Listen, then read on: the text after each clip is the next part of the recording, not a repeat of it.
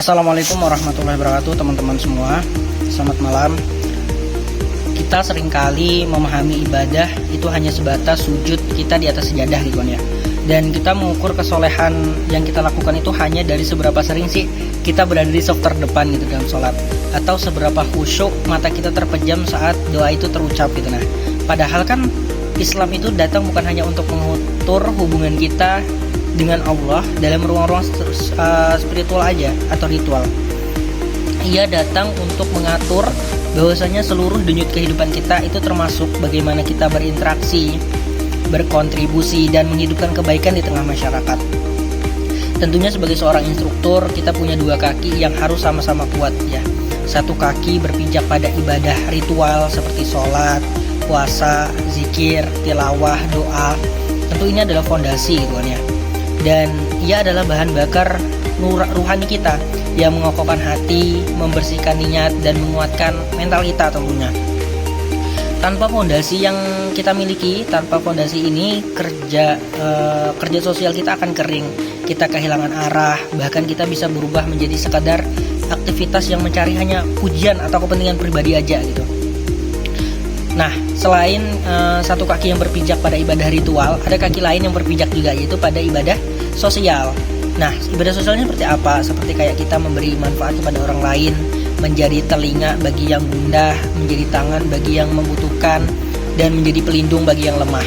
Nah, ibadah sosial ini adalah cerminan bahwa ibadah ritual kita benar-benar membekas gitu. Kan Rasulullah SAW bersabda, sebaik-baik manusia adalah yang paling bermanfaat bagi manusia lainnya. Hadis riwayat Ahmad.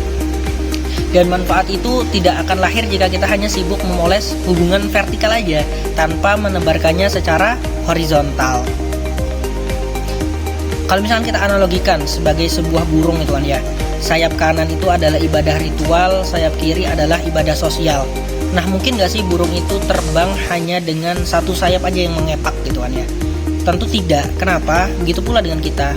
Kalau misalkan kita hanya mengandalkan satu sisi akan membuat kita timpang. Misalkan kayak kita rajin ibadah ritual tanpa peduli pada sosial, itu juga akan membuat kita terasingi dari realitas kehidupan saat ini.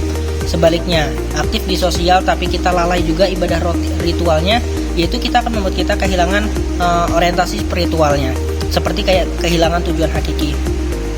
Tentu sebagai instruktur ya teman-teman ya, tanggung jawab kita bukan hanya memastikan diri kita seimbang antara ibadah ritual dan juga ibadah sosial, tetapi juga kita menanamkan keseimbangan itu sebenarnya pada peserta didik dan kader yang akan kita bina nantinya.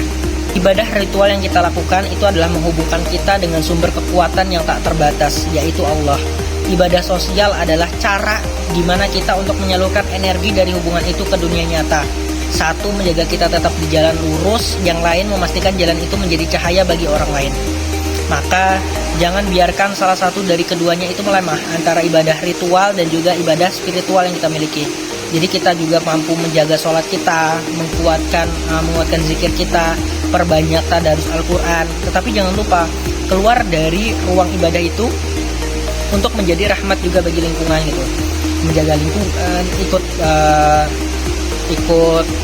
berbakti, ikut kerja bakti misalkan di lingkungan seperti itu. Nah, karena hanya dengan keseimbangan ini tuh kita bisa menjadi instruktur yang bukan hanya mengajar tentunya, tapi juga menghidupkan. Bukan hanya menyampaikan materi, tapi juga menyalakan jiwa yang ada dalam kita. Ingat bahwasanya Allah itu kan nggak pernah menanyakan kita berapa banyak kita sholat ya, tetapi bertanyakan apa yang kamu lakukan dengan sholatmu untuk orang lain. Mulai hari ini mari kita bangun keseimbangan itu. Mari kita bawa sajadah ke medan perjuangan. Mari kita bawa zikir itu ke tengah keramaian. Mari kita jadikan lebih setiap sujud itu sebagai kekuatan untuk melangkah, dan setiap langkah sebagai jalan menuju sujud yang lebih khusyuk. Dan ketiba-tiba saatnya nantinya kita menghadap Rabb kita, Allah Subhanahu wa taala, kita bisa berkata dengan penuh keyakinan, ya Allah, aku telah mencoba menjaga hubungan denganmu dan dengan hamba-hambamu. Aku datang dengan hati yang kau isi dan tangan yang kau gerakan untuk memberi. Aku datang dengan ibadah yang mengalir menjadi amal, dan amal kembali menjadimu sebagai ibadah. Jadi teman-teman, untuk instruktur jangan lupa ibadah spiritual dan juga ibadah sosialnya. Itulah keseimbangan yang kita perjuangkan. Itulah bekal terbaik seorang instruktur. Itulah jalan menuju ridhonya.